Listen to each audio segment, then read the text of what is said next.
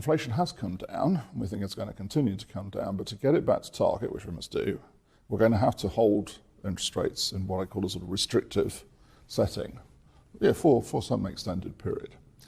Now, that means that we're going to at least have to hold them where they are. I'm not predicting we're going to go up again, but there are risks. We've also said the risks are still on the upside, and there are a number of risks that sort of shape that in terms of the passage of inflation. And the final thing we've been very clear on is it's really just too soon to start talking about cutting interest rates.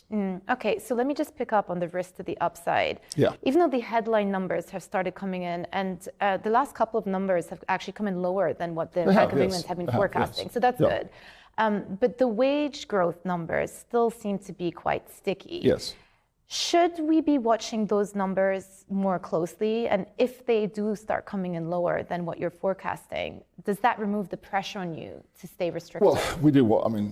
We do watch them very closely. I also, by the way, we've highlighted in the report that there are a number of different wage measures, but whichever one you look at, they're all still, too high.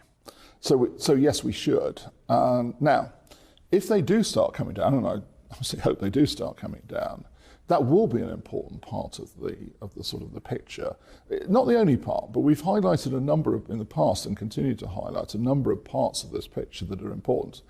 Wages is one, services prices is another, because that's the sort of stickier element of inflation. So looking at these things are important going forwards, yes. And when you talk about upside risk to inflation, how are you thinking about the events coming out of the Middle East, the higher oil prices?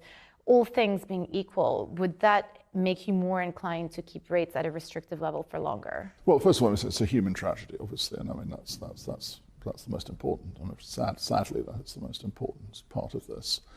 So far, I would say, that we haven't seen a marked increase in energy prices, and that's obviously good, but it is a risk. It obviously is a risk going forwards. How we react to it, I think, will depend obviously on the circumstances in which it happens, what lies around it, how persistent we expect it to be. So we'd have to make all those judgments and what the effects of it would be.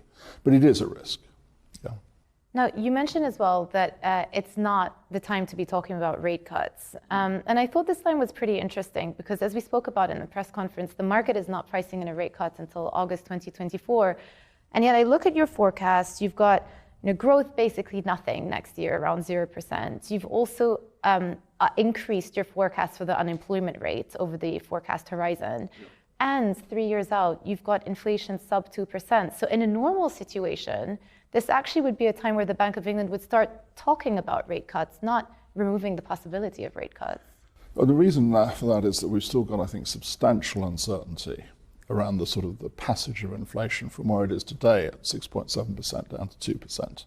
Because although, of course, we've had encouraging progress so far, in any normal world, 6.7% is a very high rate of inflation. So you're right to point to that sort of, in a sense, set of factors. But the reason that I've said what I've said is because at 6.7%, we've still got a long way to go, and the critical thing is that we make that progress. But so much of monetary policy decision making isn't about where spot inflation is; it's about where your forecast is. So we don't have to wait for headline inflation to be 2%. No, but it's also about the confidence that you're on the way. You're decisively heading towards 2%. I mean, that's what differs. I think if I'm honest with you, I think it's a different decision when let's say you're a little bit away from targets and you think, well, if I moved here or moved there, I'd get back to target. 6.7 is it's a long way from targets. Do you think there is a material risk of over tightening though, given your growth forecasts? Well, we'll obviously be watching that very carefully. I mean, it's important to understand that. But I think the bigger risk at the moment is that inflation doesn't continue its progress back down to target. When we talk about the growth forecast as well, how much of the moderation you're seeing and the downgrades are driven by the existing monetary policy tightening that you've introduced? Is the economy slowing down because of higher interest rates? I think there are a number of things, actually. I think there is a demand, what we call a demand side effect, where we do see that monetary policy is having a restrictive effect now. So you're right, there is a contribution from that side. But we've also changed our view on we've revised down our view on the supply capacity of the economy.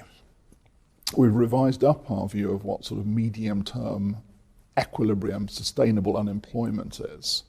And that's really for two reasons. One is because we've seen wages much stickier.